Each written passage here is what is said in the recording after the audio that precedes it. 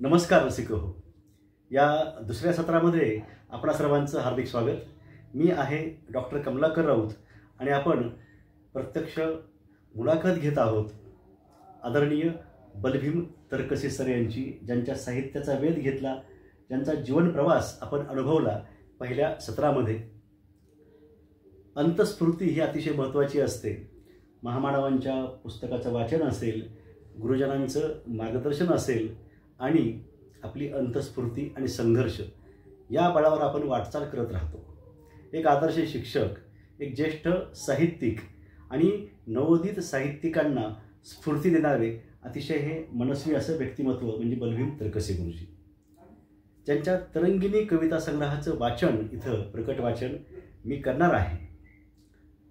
Sir त्यांची कविता सुरुवातीला सादर करतील. जो तरंगिणी हा कविता संग्रह सुरभी प्रकाशनने 1996 साली हा प्रकाशित केला. येथील निवडक कविता आपण समजावून घेऊ, ज्याला नारायण सुर्वे यांचा अभिप्राय आणि रविचंद्र हडसनकर यांची प्रस्तावना आहे. दलित जाणीवा मुखर करणारी ही कविता आहे आणि आपल्याला आत्मचिंतन करायला लावणारी ही कविता. आता प्रत्यक्ष सुरुवात आपण सरांपासून करूया. त्यांच्याच आवाजामध्ये पहिली कविता सर वाचतील, पानझड.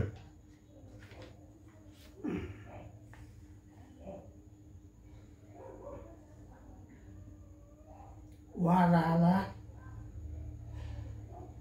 झाडांना झुलवून गेला. वारा आला, झाडांना झुलवून गेला. हा, काही झाड झुलली. हा, मग काही नाम चोरलं. हा, हा,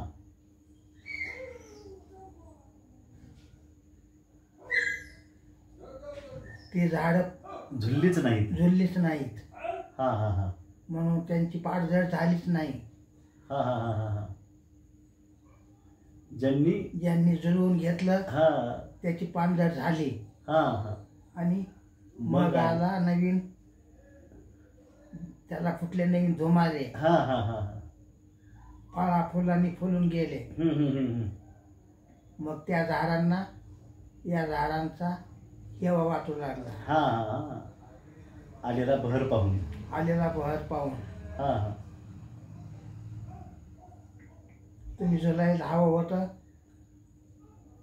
आता काय, आता तरी झुला. आता तरी झुला. हा, हा. पुन्हा कळलं, पुन्हा वादळ येत आहे. पुन्हा वादळ येत आहे. होऊ द्या पानझड. होऊ द्या पानझड. हा, हा, फुटू द्या नवी धुमारे. हा, हा. आणि दरवळू द्या दरवळू द्या सुगंध. सुगंध. वा, अशी ही कविता. सरांना प्रकृती अस्वास्थ्यामुळं वाचनामध्ये अडथळा येतोय, परंतु सरांच्या इच्छेखातर आणि सर्वांनाच अतिशय महत्त्वाची अशी गोष्ट होणार आहे. सर म्हणजे तुमच्या आवाजात म्हणा ही चांगलं होईल, त्यामुळे ही कविता मी पुढच्या सादर करतो आहे. महात्मा गौतम बुद्ध, डॉक्टर बाबासाहेब आंबेडकर, महात्मा फुले म्हणजे हा मानवतेचा धागा, वसा आणि वारसा कसा असतो. डॉक्टर बाबासाहेब आंबेडकरांनी सांगितलं, माझे 3 गुरु आहेत. एक म्हणजे अत दीपभव, स्वयंप्रकाशित व्हा असं म्हणणारे, वैज्ञानिक दृष्टिकोन आणि समतेचा विचार त्या काळामध्ये रुजवणारे तथागत महात्मा गौतम बुद्ध हे माझे पहिले गुरु. दुसरे गुरु माझे ते सांगायचे महात्मा कबीर आणि तिसरे गुरु महात्मा ज्योतिबा फुले. असा हा विचारांचा हा वारसा असतो आणि त्यातून प्रत्यक्ष जेव्हा दहाकतेचे चटके बसतात, जावं त्याच्या वंशा तेव्हा कळे. प्रत्यक्ष धक काय असते, त्रास काय असतो, सोस काय असतो, जेव्हा प्रत्यक्ष व्यक्ती अनुभवतो ना, तेव्हा याची प्रकर्षानं जाणीव होते आणि मग व्यक्त व्हावंसं वाटतं आपल्याला. दंडी, भास किंवा असे बरेच साहित्यिक आहे ते सांगतात साहित्याची प्रयोजनं, वेगवेगळी साहित्याची प्रयोजनं सांगितली. त्यातलं 2 प्रयोजन अतिशय महत्त्वाचे आहेत. आत्माभिव्यक्ती म्हणजे मला व्यक्त व्हावंसं वाटतं, मला सांगावंसं वाटतं, हे पहिलं प्रयोजन अतिशय महत्त्वाचं आहे. वेगवेगळ्या मीमांसक आणि समीक्षकांच्या विचारातून मी हे 2 प्रयोजनं सांगतो आहे आणि कित्येकाने ते सांगितलं आहे. आत्माभिव्यक्ती, मला व्यक्त व्हावंसं वाटतं म्हणून लिहायचं आहे. आणि दुसरं जे आहे आनंदानुभूती, मी जेव्हा व्यक्त होतो तेव्हा मला आनंदाची अनुभूती येते. ही मुख्य प्रयोजन आहेत. आता सर इथे पुढच्या कवितेत काय म्हणतात ते बघूया. सूर्यपुत्र. आकाशातील तारे मोजत मोजत उभं आयुष्य घालवू नकोस. भोवताली तुझ्या अंधार आहे, विसर याचा पाडू नकोस. सोबत घेऊन साऱ्यांना तारे मोजावे. एकटा मात्र समजू नकोस. अंधाराचा घेऊन फायदा, धावतील तुझ्याकडे. मुळीच त्यांना घाबरू नकोस. मनात आहे तुला संपवण्याचे, कारण तू सूर्यपुत्र आहेस. हिम्मत मात्र हरू नकोस. कवितेचं नाव सूर्यपुत्र. पुढील कविता आहे तिथं 4 ओळीचीच कविता आहे. मी चाललो नव वाटेनी, तळ्यातला डोह शोधायला. तळ्यातला डोह शोधायला. राहून गेली तिथं गोधडी, कुठनं दिसला डोह मला. काय बोलावं पुढं. जुनाट वृक्ष. पुढील कविता. विद्रोहाचे दुःख सांगण्यात काय अर्थ. जपतो आहे माझ्याच मनाशी, माझं मला मी जाळून टाकलंय. आता खंत नाही. अंतर्मुख होऊन विचार करत असता, घट्टे पडलेत मनाला. जखम झालीय काळजाला. मलमपट्टी करण्याची वेळ निघून गेली. मलमपट्टी करण्याची वेळ निघून गेली. आता निर्धार केलाय, जुनाट संस्कृतीच्या वृक्षाला जोपासण्यात काय अर्थ. विचार करायला लावणारी ही कविता. उत्तराच्या शोधात मी ही पुढील कविता. आपल्याला प्रश्न पडले पाहिजेत. बरं, प्रश्न पडले पाहिजेत. सामाजिक समस्या का वाढल्या माहिती आहे, याचं आपण निदान करत नाहीत. निदान कळलं की उपचार करता येतो. आता सध्या सामाजिक आणि राजकीय, विशेषतः राजकीय आणि राष्ट्रीय वातावरण कसं झालेलं आहे आणि काय करावं तो विषय वेगळा होईल. पण या अनुषंगाने आपण विचार करावा, आत्मचिंतन करावा आणि त्या निकषाच्या पातळीवर सध्या काय चालू आहे आणि का चालू आहे. भारतीय संविधान फक्त कागदोपत्री सध्या दिसून आलेलं आहे. भारतीय संविधान न्याय, लोकशाही, समाजवाद, स्वातंत्र्य, समता, बंधुता आणि बऱ्याच अशा गोष्टी आहेत ज्या आपल्या वाट्याला येऊ नयेत असं षड्यंत्र चालू आहे. उत्तराच्या शोधात मी 1996ची त्याच्या आधीची ही कविता आहे. जाळपोळ, लुटमार, खून इत्यादी धर्मवेडातून घडले तर तेही विसरता येईल कदाचित. कारण नवं उभारण्याची ताकद कुठंतरी शिल्लक असेल म्हणून. पण मनच पोखरली गेली तर, काळजाची राख झाली तर, विषण्ण मनाने नवं उभारण्याचे स्वप्न शोधायचं तरी कुठं. माणसा खरंच सांग, मनानेच मुर्दे पाडून, माफ करा, इथं चुकलं असेल, मनाचेच मुर्दे पाडून शेवटी तू काय मिळवलंस. आपण आत्मचिंतन करावं. खूप चांगली अशी कविता आपण त्यावेळेस लिहिली. सर अबला नावाची कविता. मानवतावादी महापुरुषा, अबलेच्या संरक्षणाचा भार तू तुझ्या शिरावर घेतला होतास ना. उलट धर्म सोडल्यास लाज सोडलीस. उलट धर्म सोडलास, लाज सोडलीस, इमान भ्रष्ट केलंस आणि अबलेच्या शिलाला 4 आण्याला विकायला प्रवृत्त झालास. हद्द झाली तुझ्या पुरुषत्वाची आणि मानवतेची. हा जो पॉज देतो ना मी, आपण त्याबाबत अधिक विचार करावा यासाठी. आवाज. यात कविवर्य बलभीम तरकसे काय म्हणतात ते बघूया आपण. कसा विसरू महाडचा संग्राम, रोखलेल्या लाखो गिधाडी नजरासमोर केलेलं मनुस्मृतीचं दहन. त्यांनी माणसाला हीन दीन मांडणारी संस्कृती नाकारली होती. तो आवाज देत होता. अन्यायाच्या ओझ्याखाली दडपलेली माणसं उठत होती, पेटत होती.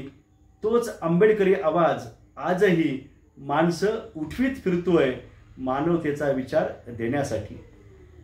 महाडचा मुक्तीसंग्राम हा कुठल्या गोड पाण्यासाठी नव्हता. पाण्यासाठी पण नाही असं म्हणता येईल, परंतु पाण्यासाठी होता असं म्हणावं लागेल, कारण तिथं स्पृश्य अस्पृश्य हा भेद होता. समता, आम्ही माणूस आहोत, आम्हाला मानवतेची माणुसकीची वागणूक द्यावी हा मूळ विचार त्यामागे होता. तो महाडचा मुक्तीसंग्राम, त्याची आपण इथं आठवण आम्हाला करून दिलेली आहे. जबी पवार यांची पण कविता आहे, इयत्ता 10वीच्या पाठ्यपुस्तकात ती कविता आहे, आपण ती आवर्जून वाचावी. या संदर्भातच आहे. फिर्याद नावाची कविता.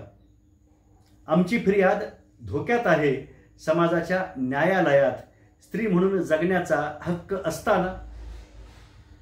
प्रश्नचिन्ह आहे.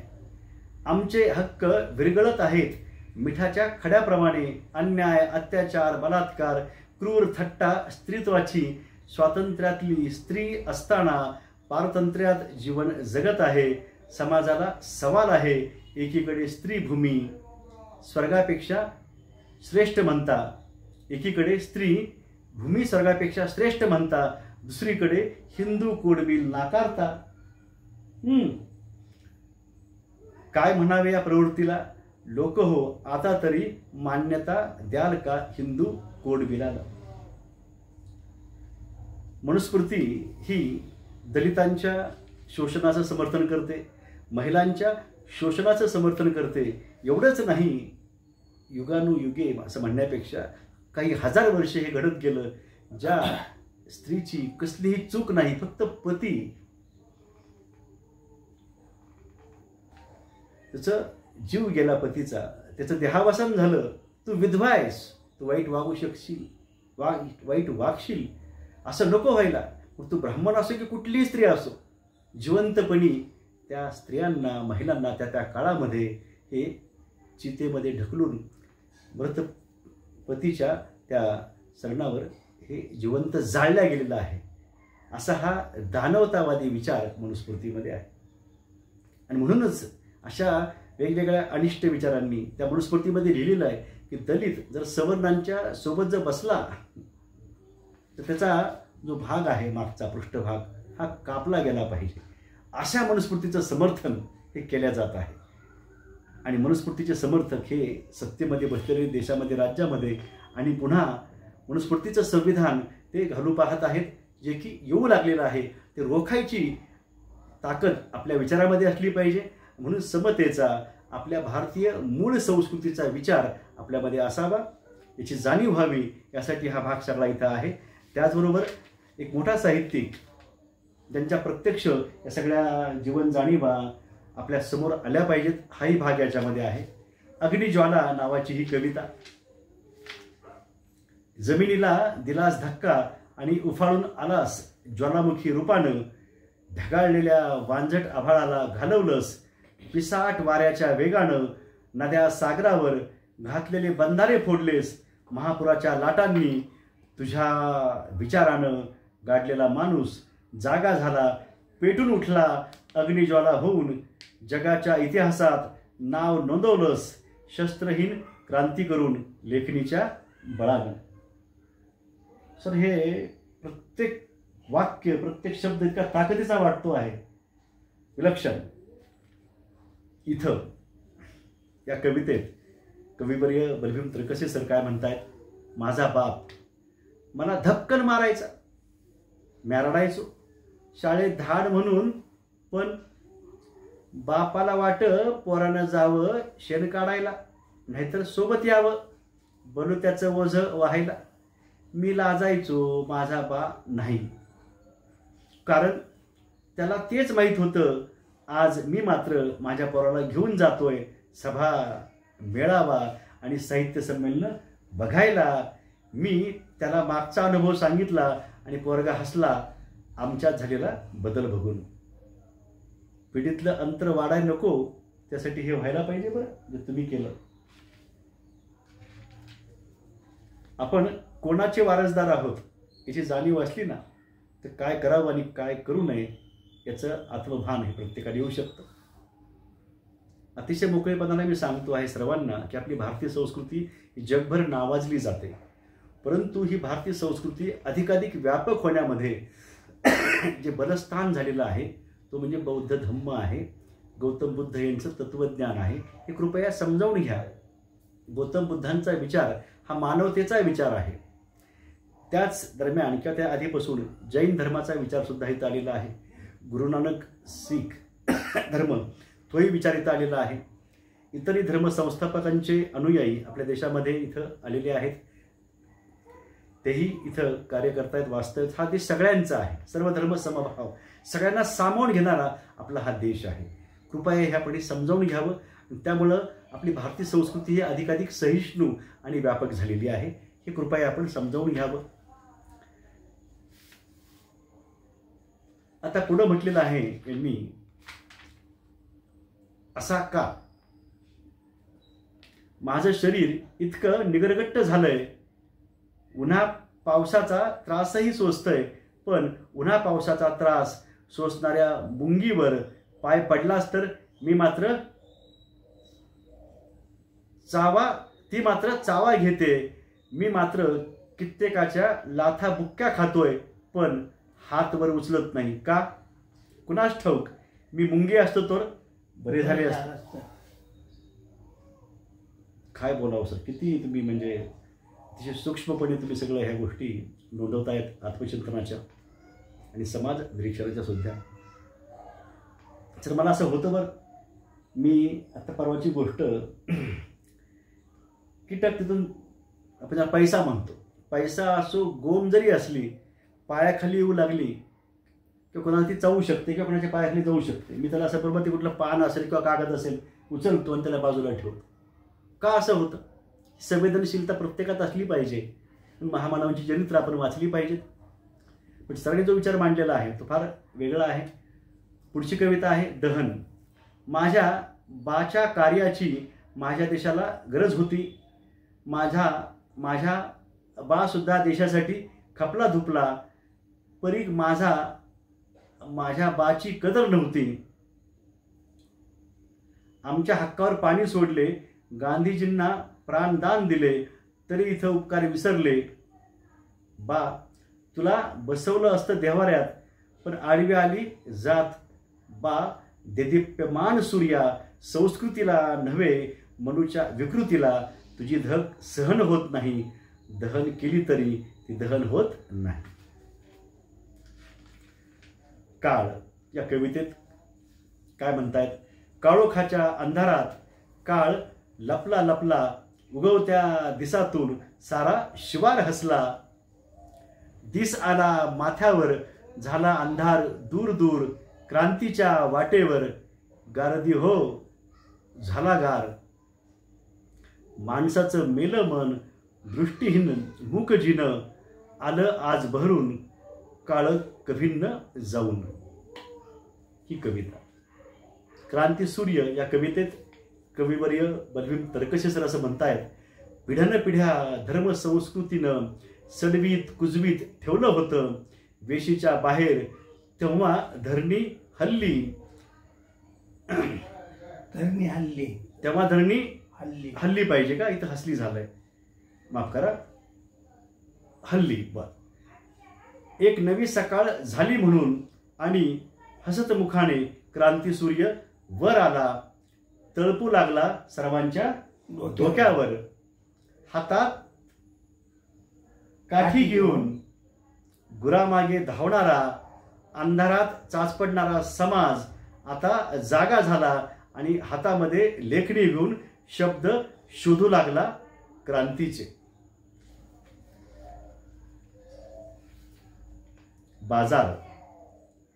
दलालांच्या बाजारात लई आम्हा भाव. दिवसा ढवळ्या धडाधडा जळत आहे गाव. म्हणती सारे धावा धावा, भडकली आग, पाहती नुसतं एकमेका. होईल कुणाचं नाव इंगळाच्या राशी साऱ्या. पाण्याविना हसतात, जळली ती माय ममता, किती हंबरून यावं. प्रश्नचिन्ह आहे. मुक्ती या कवितेत कविवर्य बलभीम तर्कशेसर असं म्हणतायत, प्रख्यात पंडिताची केली कुणीना गणती. अति हर्षे आनंदाने फुलून गेली जननी. महाकाळ असा होता, ना मुक्ती कधी झाली, त्या सूर्याच्या प्रकाशाने खळखळून आलं पाणी, अंधार असा होता, आंधळेच होतो आम्ही, या बंद जोखडातून पाखरे धुमली गाणी. पाखरे धुमली गाणी. घुमली पाहिजे असेल बोल. घुमली. हा, पाखरे घुमली गाणी. घुमली गाणी. अस्तित्व या कवितेत काय म्हणतायत? घरट्यातील पक्ष्यांना पंख जेव्हा फुटले, पक्षी घरटे सोडून इकडे तिकडे धावतच सुटले. जेव्हा त्यांना कळले गेल्यावर दूर, शोधू लागली एकमेकांचं अस्तित्व. पण पक्षी आज एकाच झाडाखाली एकाच सावलीत बसून उन्हाची किरणे शोधू लागले. तेव्हा समाजाने पक्ष्यांना एका जाळीत बांधलं, तेव्हा एकजुटीचं अस्तित्व कळलं. वेगवेगळे गट, वेगवेगळे पक्ष आहेत आपल्या देशामध्ये. विचार जो मानवतेचा आहे आणि मानवतेसोबत चालण्याचा आहे, याबाबत अधिक विचार करावा. सत्य न्याय जे आहे त्याचं सरकार आहे का देशात, ते येण्यासाठी आपण एकवटावं. त्या निमित्तानं आपल्या पुढं हा विचार यायला हवा. माय नावाची कविता. माझी माय माझ्यासाठी करपायची, झुरायची, पोटाच्या आगीसाठी रात्रंदिवस राबायची. वाऱ्यानं दिवा विझला तर हळूच मला सावरायची. गाडीभर दारिद्र्य, अज्ञान, कष्ट, रूढी परंपरेमध्ये भरडली. अब्रू सांभाळत हाताच्या जखमावर फुंकर मारत हसत होती. उद्याचा सूर्य निघणारा. आईची कविता आहे. आई आपण सर्वांना दाखवूयात. पुन्हा वाचतोय कविता. माझी माय माझ्यासाठी करपायची, झुरायची, पोटाच्या आगीसाठी रात्रंदिवस राबायची. वाऱ्यानं दिवा विझला तर हळूच मला सावरायची. गाडीभर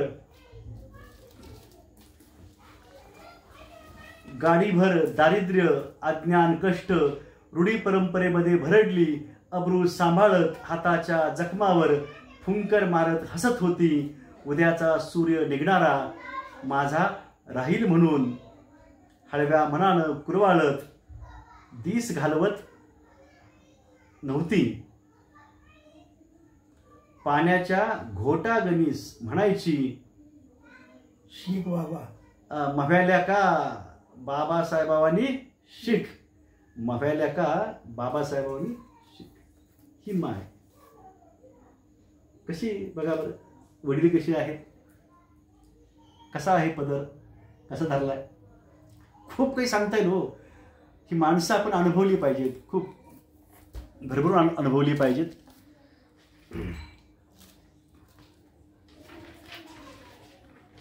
उठ या कवितेत कविवरी असं म्हणतायत, माझा कुणा म्हणू मी कर्मठांचे कर्मकांड पाहतोय. जात पात पेरलेली, रुजवलेली, घट्ट केलेली, निरपराध माणसं बळी गेलेली, तरी फक्त मी अश्रू आणि अश्रूचं पाहतोय. माझे जगण्याचे हक्कच नाकारले जातात या समाज व्यवस्थेत. माझ्यासारखीच अनेक मनं मारली जातात या भूमीमध्ये, तरी फक्त मी अश्रू आणि अश्रूच ढाळतो आहे.